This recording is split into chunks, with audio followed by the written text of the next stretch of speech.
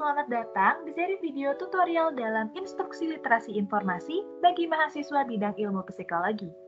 Melalui video ini, kalian akan belajar cara efektif mencari dan menggunakan informasi untuk mendukung aktivitas perkuliahan kalian. For your information, seri video tutorial dalam instruksi literasi informasi ini terbagi menjadi 4 bagian loh. Jadi, pastikan kalian menonton semua bagiannya secara berurutan ya. Pada video kali ini, kami akan menjelaskan mengenai tutorial dalam melakukan evaluasi informasi dengan berbagai kriteria serta standarnya. Teman-teman tahu nggak sih kenapa kita harus melakukan evaluasi informasi? Gunanya adalah untuk mempermudah dalam menganalisis atau mengevaluasi informasi yang telah kita dapatkan nih teman-teman. Selain itu, kita juga dapat menemukan informasi yang lebih spesifik dan sesuai dengan apa yang kita inginkan. Untuk melakukan kegiatan evaluasi informasi, terdapat beberapa cara yang dapat kita lakukan nih. Mulai dari step yang pertama yuk, yaitu kita akan mengevaluasi artikel jurnal. Hal pertama yang harus kita lakukan setelah menemukan jurnal yang dirasa relevan adalah mengidentifikasi apakah jurnal tersebut merupakan peer review jurnal. Misalnya, kalian telah menemukan jurnal artikel yang kalian pikir sekilas cukup relevan, atau juga dikenal sebagai publikasi referensi atau scholarly yang mensyaratkan bahwa informasi tersebut harus ditinjau oleh beberapa ahli di lapangan sebelum dipublikasikan, dan di publikasi lain harus mengharuskan informasi tersebut ditinjau oleh editor.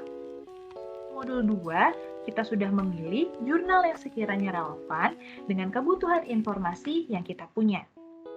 Ini merupakan jurnal yang kami pilih pada modul 2. Sebenarnya apa sih yang dimaksud dengan peer review artikel?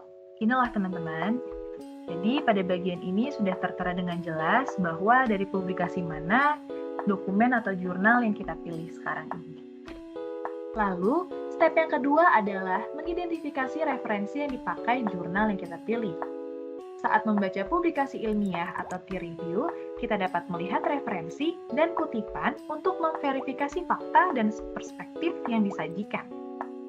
Jika tidak terdapat referensi dalam jurnal tersebut, maka informasi tersebut perlu ditanyakan. Ini merupakan tampilan daftar referensi ataupun kutipan yang digunakan di dalam artikel jurnal tersebut.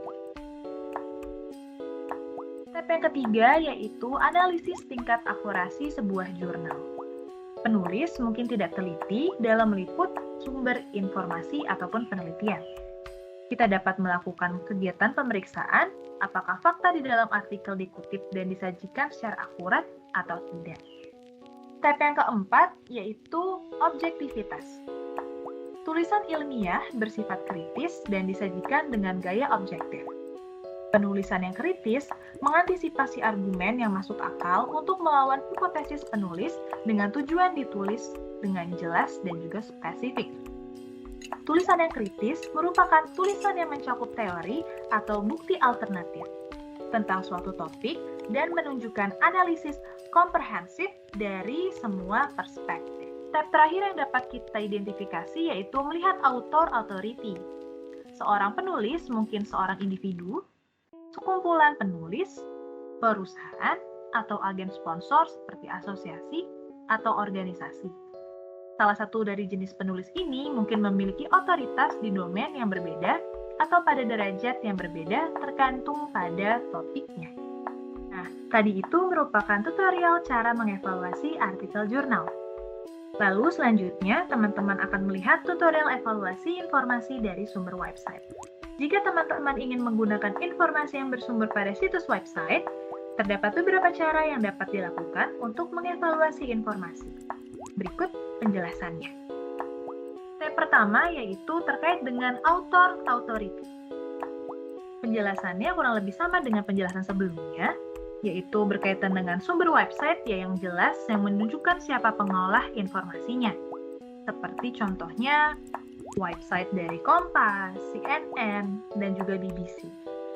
Domain website yang terpercaya misalnya .edu, .gov, .ac, dan hindari domain .blogspot dan .wordpress. Selanjutnya yaitu accuracy and completeness. Kita dapat memeriksa keakuratan dan kelengkapan referensi dan juga kutipan yang ditampilkan pada setiap website. Hindari situs website yang tidak menyediakan informasi kutipan yang lengkap. Selanjutnya yaitu stability atau stabilitas. Informasi yang dipublikasikan di web sering berubah atau bahkan menghilang.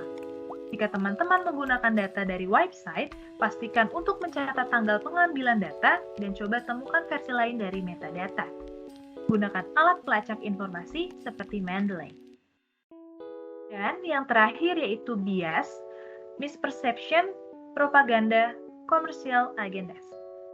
Yang berarti, situs website mungkin hanya menyajikan satu sudut pandang tertentu, salah mempresentasikan, atau sengaja membuat bias informasi untuk agenda atau tujuan tertentu.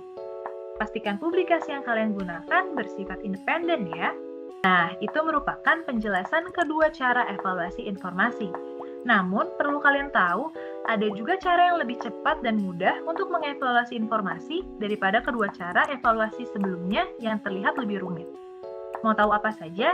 Simak penjelasan berikut ya.